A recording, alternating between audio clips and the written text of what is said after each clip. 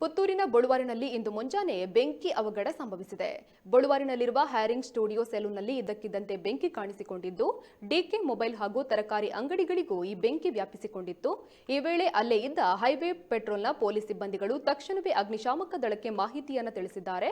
ಮಾಹಿತಿ ಪಡೆದ ಅಗ್ನಿಶಾಮಕ ದಳದವರು ಘಟನಾ ಸ್ಥಳಕ್ಕೆ ಧಾವಿಸಿ ಸುಮಾರು 3.5 ಗಂಟೆಗಳ ಕಾಲ ಬೆಂಕಿ ನಂದಿಸುವ ಕಾರ್ಯ ಮಾಡಿದ್ದಾರೆ. ಈ ಘಟನೆಯಲ್ಲಿ ಅಂಗಡಿಯಲ್ಲಿದ್ದ ಸಾಮಗ್ರಿಗಳೆಲ್ಲ ಸುಟ್ಟು ಕರಕಲಾಗಿದೆ.